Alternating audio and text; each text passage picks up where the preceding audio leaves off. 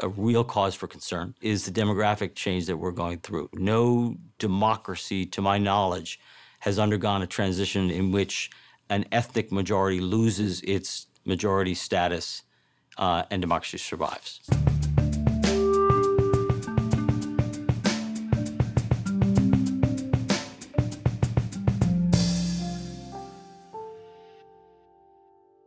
The World Cup kicks off. Elections in Turkey and a migration crisis comes back to roost in Europe. Hi, everyone. I'm Ian Bremmer, and this is your GZERO World. This week, the big interview, it's Steve Levitsky, professor of politics at Harvard University. He's going to talk about why democracies are dying, or are they? Mark Zuckerberg, CEO of Facebook, brings a new exclusive dating application only here at GZERO World. That's your puppet regime. But first, a message from your underwriters who help us keep the lights on. The World Cup just got kicked off in Russia. A win for Vladimir Putin. It's not quite as expensive as the last one in Brazil. Pretty much everyone in the world showing up. The only people that boycotted it was a political boycott, but not a complete boycott, by the Brits. Everyone, of course, wanting to root the English team on. Look, there's too much money for everyone to stay away, and that's despite the fact that FIFA has been one of the most corrupt organizations in the world, never mind just in sports. We do see that because it's in Russia, a lot of the major sponsors are Chinese. Kind of interesting because the only time a Chinese team actually played in the World Cup, they lost every game and didn't score a single goal. But President Xi Jinping still likes it quite a bit. The Americans, of course, did not actually make it. They were forced out by Trinidad and Tobago. Not particularly expected, but more Americans are buying seats than any other country, so we have capitalism in our favor. And in terms of Russia itself, Putin's doing pretty well. He just won another unfair election. His approval ratings are generally around 80%, and he's throwing more cash into the Russian economy. Debt, of course, is going to be spiraling, but oil prices are going up too. All things considered, Putin's pretty happy with his World Cup. And moving on to Turkey, where there are elections coming up, President Erdogan, interestingly, not a slam dunk. The would-be authoritarian leader does not have control of the political party system, and there's a strong opposition candidate, Muharrem İnce, who's taking advantage of the fact that the Turkish economy is not doing well. That had been a strong base of support for President Erdogan, but right now, inflation is way up, capital flight is significant, unemployment's a lot higher than he'd like, and he's going after the independence of the central bank. Ratings agencies are giving him a hard time. In fact, Moody's, which just downgraded him, Erdogan said if he wins, he's going to go after them really hard. There will be consequences. I can think of one group that really doesn't want Erdogan to win. Even assuming that Erdogan wins, what's most interesting is that the parliament is going to be really tight. We could end up with a minority support there for Erdogan, which means they begin impeachment proceedings. If that happens, it's very different from Putin's Russia, very different from Xi Jinping's China. Actually, Turkey would have a lot more in common then here with the United States.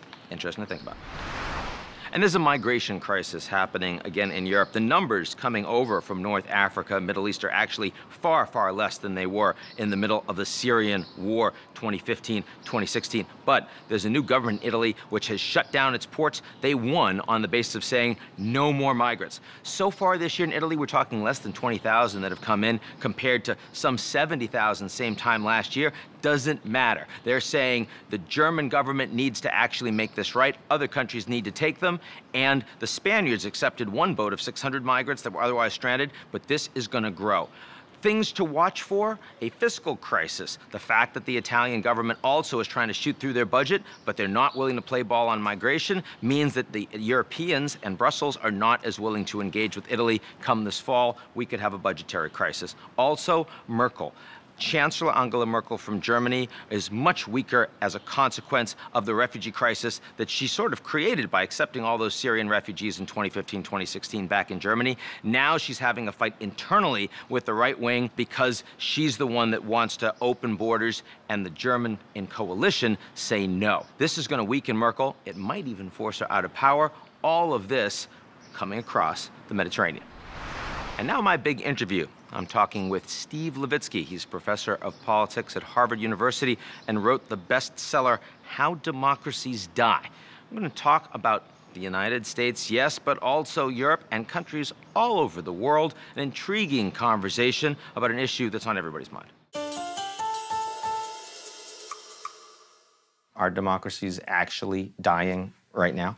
They don't die as often as many people think, actually. The number of full democracies, particularly established democracies that have been in place for, say, 2 decades, that have died in the history of the world, can be counted on one hand. And they are? Venezuela, Chile, Uruguay, so 3 in Latin America.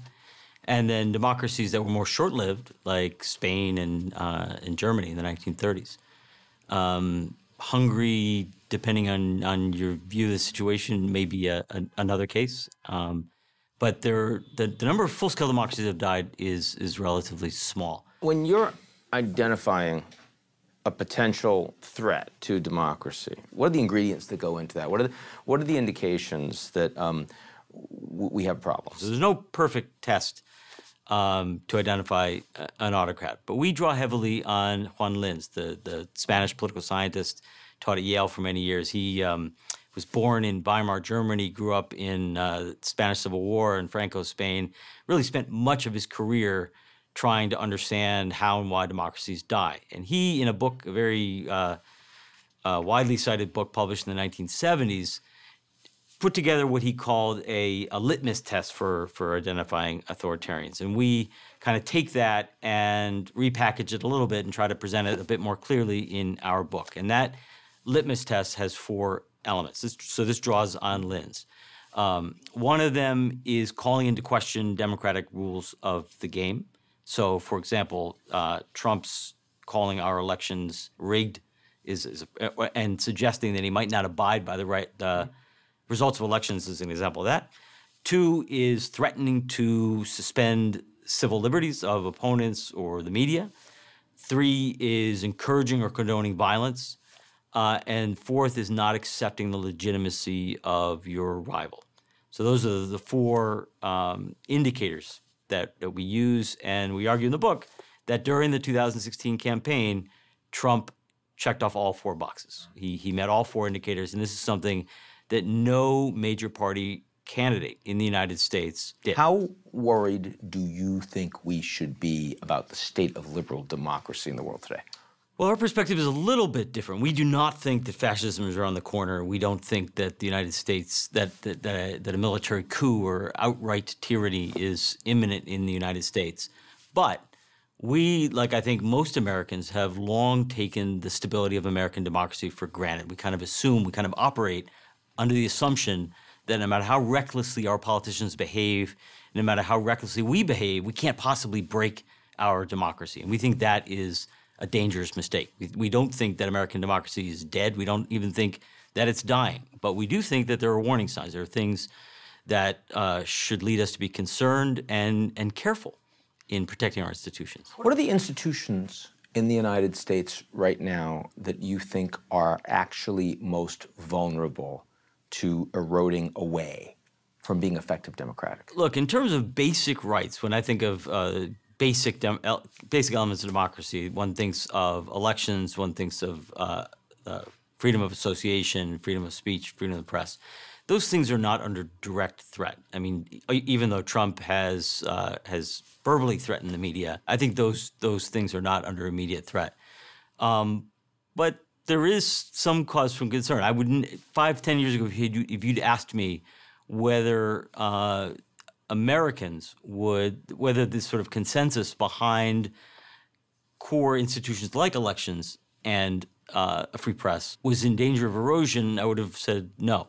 But one effect of Trump's rhetoric against elections, meaning not against elections, but questioning over and over again, both before and after the election, rigged, whether our elections are free and fair, whether American elections are free and fair, and his calling into question the legitimacy of the independent or the so-called mainstream media, arguing over and over again that the media are conspiring to bring his government down, that's had an effect on public opinion, to the point where a large number of Americans, and in some polls, a majority of Republicans, now believe that our elections are fraudulent, that do not believe that our elections are clean, and now believe that our media is conspiring against the government. So what are the characteristics that make democracies most resilient? Not just institutional, but generally. I'm an alien, I'm looking down at a planet, I want to fertilize some democracies. What are the sorts of ingredients I want? The 2 factors that empirically matter the most in terms of predicting resilience and durability are age and wealth.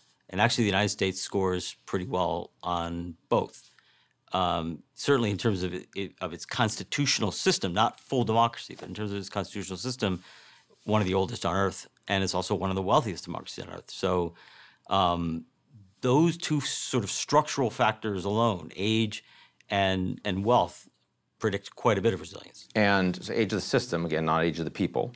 Yes, but the systems are not like people, right? People are more vulnerable to death as they get older. Democracies are more resilient as they get older. And wealth, distribution effects not as important? If you look at wealth and age alone, you sleep well at night. You can be quite confident in the survival of U.S. democracy. Two things that make me less confident, or that worry me a fair amount, are one, rising levels of income inequality. We are now, by most measures, at higher levels of income inequality than any time since before the Depression. Mm-hmm. The Gilded Age, basically. That is a real cause for concern. And the other is the demographic change that we're going through. No democracy, to my knowledge, has undergone a transition in which an ethnic majority loses its majority status and democracy survives. So let me move to a different part of the world, and one that you know very well, which is Latin America, and say, Venezuela used to have real elections, and they aren't anymore. Are you surprised by that, and what happened? Yeah, Venezuela is one of the really few clear-cut cases of full-scale consolidated democracy dying, outright dying. Yeah, it is gone today, right? It is gone. It is basically a dictatorship at this point. It was a long, unhappy story that began with oil and very high expectations, high levels of corruption, and a terrible economic crisis that endured really for 20 years. Standards of living declined, levels of inequality, levels of poverty skyrocketed between the late 1970s and the late 1990s. And so the Venezuelans were living much worse, particularly poor Venezuelans, were much worse off in the late 1990s than they'd been in the 1970s. In the 1970s, the country was experiencing an oil boom. Their president was telling them they were going to be first world nation, and they end up in poverty. So the level of disgust towards politicians, the level of anger, which we see a bit of in the United States, magnified tenfold in Venezuela, which led to a collapse of the party system, and it led Venezuelans to basically say, screw it, let's take a wrecking ball to the elite. Now, another country right now in Latin America where you have a lot of disgust with established leaders across the board, elections coming up, most popular person that's running for those elections right now, Mr. Bolsonaro, seems to check off some of the boxes that you've talked about on the authoritarian side. If he actually goes ahead and wins, is Brazil another country you conceivably are worried about heading in this direction? Yeah, I mean, there's a debate, as you know, about whether the world has sort of sunk into a democratic recession and whether there's a great retreat or rollback of democracy in the world. And I'm less pessimistic than a lot of people in that debate. I actually think that in spite of a number of geopolitical global challenges, the number of democracies in the world has remained pretty stable over the last decade. But the comparative importance of one particular non-democracy, China, has grown massively. Yes, and that may well have an impact in the future. But so the geopolitical balance, the balance of power in the world has changed. The strength, the influence, the prestige of the liberal West has declined. But that doesn't automatically translate. It's a challenge to existing democracies. It doesn't automatically mean democratic rollback. The three countries that I'm really watching closely that I worry about are three big middle-income countries in three different regions. Brazil. India, Brazil, South Africa. Yeah. All three of them are still democracies. All three of them have relatively robust democratic institutions. They're real democracies that have now stuck around for a while, for more than 2 decades. The youngest is South Africa. But all three of them are potentially threatened. And if they go, for example, if Brazilian democracy falls apart, taking the route that you just described, a populist outsider, right-wing populist, Bolsonaro, much like Trump in many ways, getting elected. Brazilian democratic institutions are strong, but they're not as strong as the United States. Brazil is in the middle of a real perfect storm of a crisis, much, much deeper than the United States, a severe economic crisis, plus what may be the biggest corruption scandal in the history of the democratic world. Extraordinary. Which implicates the entire political elite, which gives people real reason to look at the entire political elite, all the established parties, and say, to hell with them all, and vote for a populist. So there are real risks in Brazil. If Brazil's democracy were to fall apart, I would worry a lot about democracy in the rest of the region. If we look at the other two countries that you're talking about, you're worried about, both India and South Africa, a lot of people have a belief that those are countries heading in the right direction right now, that they're leaders that people believe more in. Certainly in India. And with Ramaphosa in South Africa as well, compared to certainly what you had. Where would you tell people to watch if there's a danger from those two countries that would come from what going forward? I think the electoral hegemony of the ruling party. It's more obvious in South Africa, where the ANC is a liberation party, much like India half a century ago, which, because of its role in the struggle against apartheid, and given the demographics of the country, the ANC was bound for a good generation or so to be a dominant party, which is always a risk in terms of authoritarianism. But thus far, the rule of law has and constitutionality has prevailed to the great credit of the ANC and the founding generation. But one is hegemony. The other two things that are worth worrying about in South Africa: one, the level of violence, which leads to sectors of society seeking out a strong hand, and two, the slow pace of redistribution, which has led to demands and some efforts on the part of elements of the government and the ruling party for a more accelerated land reform, which could lead to tensions, conflicts over property rights, which, I mean, I don't think that a sort of Zimbabwe-like path is particularly likely in South Africa, but it's something to watch. In India, you have a new ruling party, but a real dominant one. The Congress Party is badly weak and doesn't show a lot of signs of revitalization, and the BJP is a really strong party. And it's, you know, there are debates about sort of how nationalist the BJP still is, but in a country as ethnically diverse and in some cases ethnically divided as India, a strong sort of Hindu nationalism could trigger violence and could trigger, potentially at least, abuse of their civil liberties or human rights. We've talked a lot about what's happening inside countries. We haven't talked a lot about the supranational experiments, and of course the biggest one in democracy is Europe. Yeah. And so I'm wondering, you know, a lot of people that oppose what's happening in Europe right now oppose it because they say we've lost the ability to have democratic influence over our government. It's determined by these bureaucrats in Brussels who don't care about what it means to live in this system and big inequality. And look what happened to Greece and the rest.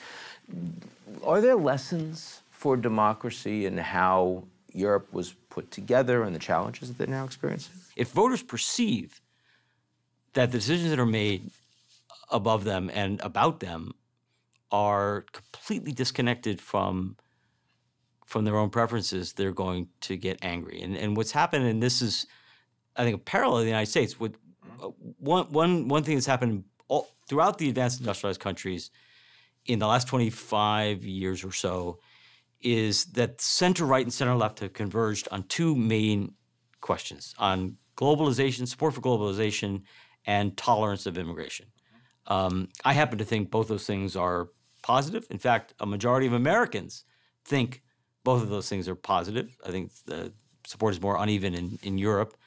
But there is a chunk of the population in every advanced industrialized country, including the United States, maybe a third, maybe 40%. So it hasn't worked for them. Is unhappy with one or both of those things, does not like free trade and globalization, does not happy with immigration, and feels like nobody in the political elite, not center-right, not center-left, nobody in the political establishment represents their view. And I think the problem, I mean, so Trump's breaking with the consensus on both of those issues got him a lot of attention. It's not the only thing that won him support, but it was a refreshing alternative for many voters.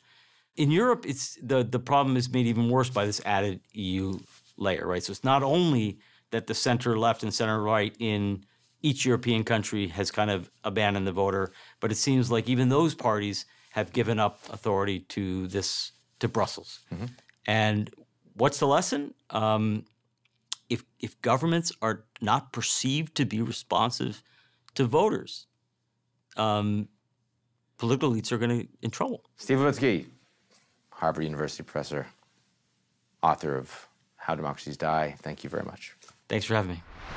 And now to Puppet Regime, where Facebook CEO Mark Zuckerberg reveals his latest app, a dating thing. Ian here, and this week we have a sneak peek at the beta testing for Facebook's new dating app. Over to you, Mark. Oh, hi. I was just sifting through your personal data, but as you know, now I'm using that data to launch a dating app called Down to Zuck. To show you how this works, let's start with a tough one. Supreme leader of Iran, Ayatollah Khamenei. Well, let's see here. We both have strong opinions about Iran. We both disagree with Trump about Syria. Whoa, we both bought same facial hair comb on Amazon. My match is, what? John Bolton? Oh, I'm down to Zuck with you, you mother... That's our show this week. We're going to be coming back in a couple of weeks, making some changes. Big announcements coming your way. One I'll tell you right now is we're going to be switching the show to Monday morning. In the interim, we're going to be putting out some of our greatest hits over the past weeks. Maggie Haberman, Preet Bharara, Carl Bildt, you name it, all sorts of fun stuff. If you want to subscribe to our channel on YouTube or watch us on Facebook, you're very welcome to do that, and we'll be coming back real soon.